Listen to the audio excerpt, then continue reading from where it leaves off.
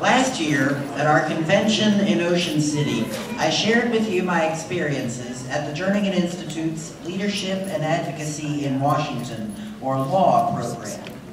In that speech, I had said, and I still do, that the LAW program changed my life as well as my attitudes about blindness and what I can do and be as a blind person. I said that since the LAW program, I have a reason to believe in the NFB philosophy and in independence in general. I still have that. Trudy, is Brandon around? However, I think believing is Brandon in the around? capabilities of blind He's people supposed to be speaking. and saying that we can be equal with our sighted peers is only half the battle. No, but right it's now. as important, if not more important, to live federations.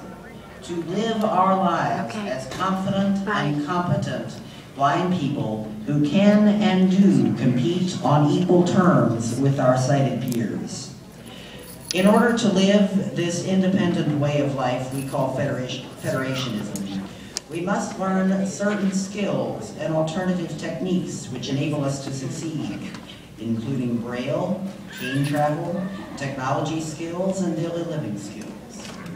Learning these skills and instilling a positive philosophy about blindness in our blind middle school students are what the Louisiana Center for the Blind's Buddy program is all about. When telling people about my experience at the LCB Buddy program, I often put it this way. Before I came to the Buddy program, I knew a blind person could cook, do laundry, clean their house, travel independently on city buses, cross busy intersections, roller skate, bowl, and so many other things. I just didn't know how. I had the attitude and the philosophy. I just didn't have all the skills or the confidence in the skills I already had to truly live my federationism, especially in the area of daily living. This is why I decided to take 3 weeks out of my summer and go to the program. By the first day of classes, I knew that this problem of not knowing how would be solved.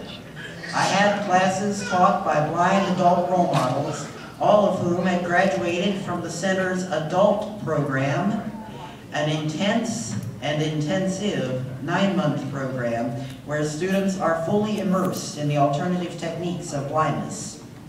If our teachers had survived what some call boot camp for the blind, we knew we could thrive in a 3-week program for middle school students.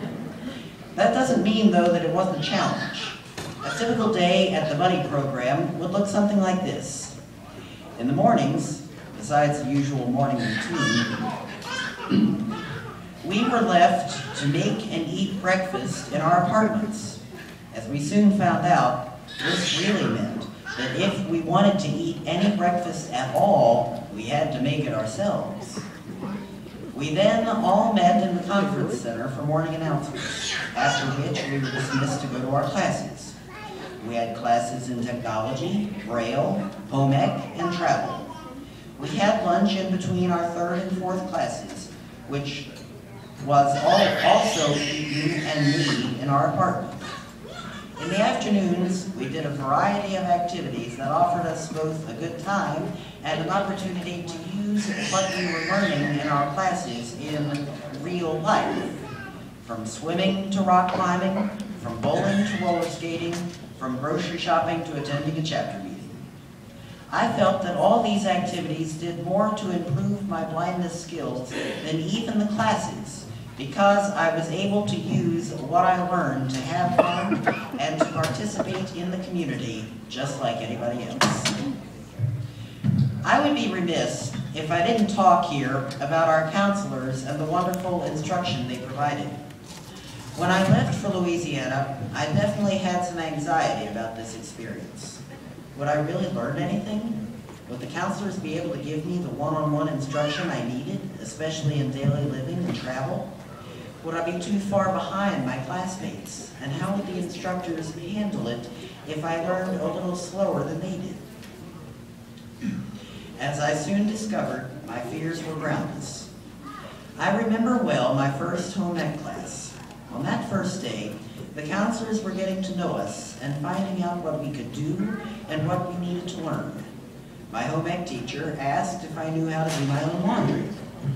I didn't, but I was hesitant to admit it, so I hesitated in answering the question. He must have sensed my embarrassment because he told me, quote, "It's okay to say no," to which I replied, "Okay, then you know I don't."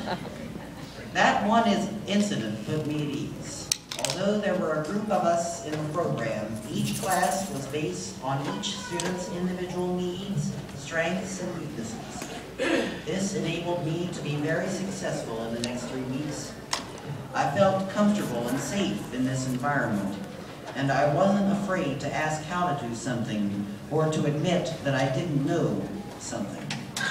We were all learning, and that's what we were there to do. Since the buddy program, I have learned new skills, and I have gained much confidence in the skills I had before going to Louisiana.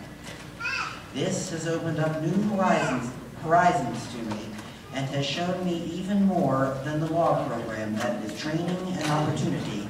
I, as a blind person, can be a successful, productive, and confident member of society.